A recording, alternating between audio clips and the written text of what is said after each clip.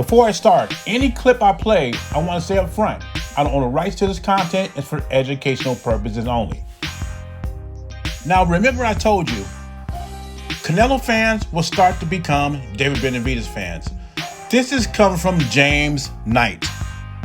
David didn't do anything sneaky. David's sparring reputation is the reason why nobody is jumping for a Benavidez fight. Well, congratulations, James Knight. He is the sparring champion.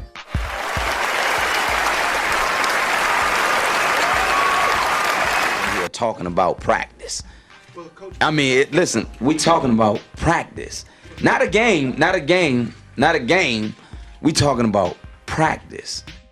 So James Knight believes that everybody's ducking David Benavidez because he's a sparring champion.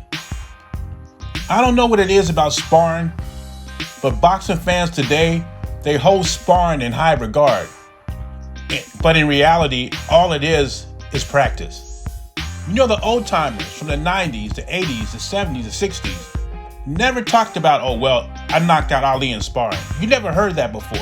But these days, sparring today to some of these fans is like having a boxing match under the bright lights. It would be just like the 12th man on the Chicago Bulls back in the day bragging about dunking on Michael Jordan in practice. Or better yet, a fifth string wide receiver talking about, I burned Deion for a touchdown in practice. It doesn't mean anything. It is practice. Sparring is to work on what you need to work on. It's not a real fight. You know the last guy that beat up Dimitri Bivol in sparring was Zurdo Ramirez. And what happened in that fight? The real fight. Bivol smoked him. Easy work. What about Tyson Fury and Dillian White?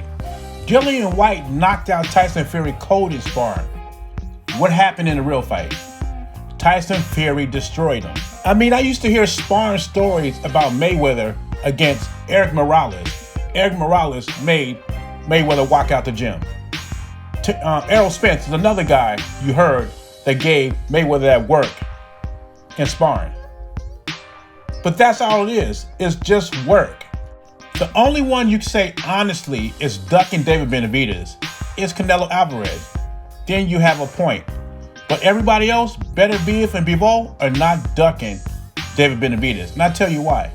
David Benavidez just checked out in Riyadh season to fight Zurdo Ramirez, who lost to Dimitri Bivol. If he really wanted to fight with Bivol and Beterbiev, he would have pressed him like he did Canelo. He can't keep Canelo's name out of his mouth, right? He talks about Canelo every time he's interviewed. Why can't he do the same thing with Beterbiev and Bivol? Call them names, say they're scared of him. That's all he has to do. But you know, and I know, David is not interested in that smoke. That's why he checked out of Riyadh season and moved up to cruiserweight to fight the easier touch in Zurdo Ramirez. There's no doubt in my mind he wins that fight. And I don't believe he's coming back down to fight those guys. But you know what? James Knight, you're right. Congrats to David Benavidez for being the undisputed sparring champion. The self-proclaimed, or Mike Tyson calls me this, the Mexican monster is moving like a PBC fighter. I hope he continues to dominate in practice. Sparring. Too much of it. You know, I think that he believes in himself. That's one thing. But I'm here to destroy his dreams and all that he wants to do and become.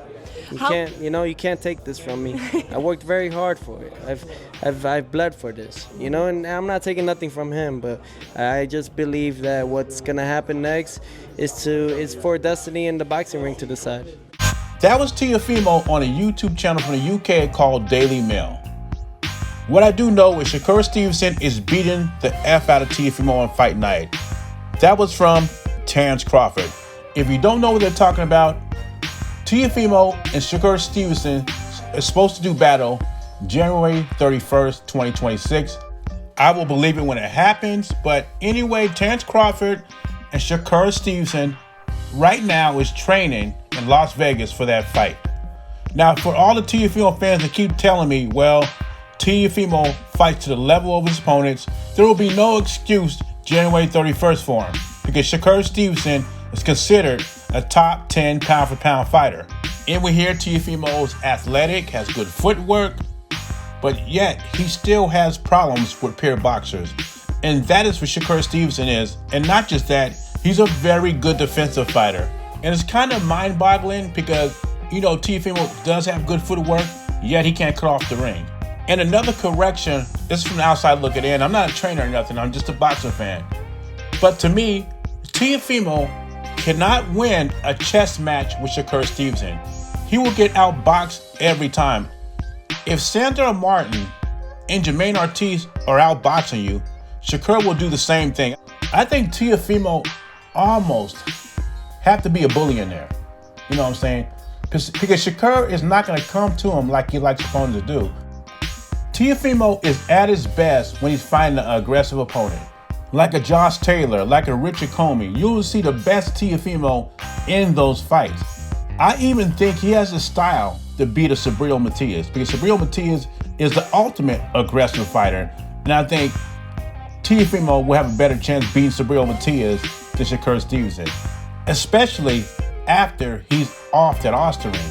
Now, I'm not saying he'll beat Subriel Matias at 140. I just think I like his chances better than Shakur Stevenson's.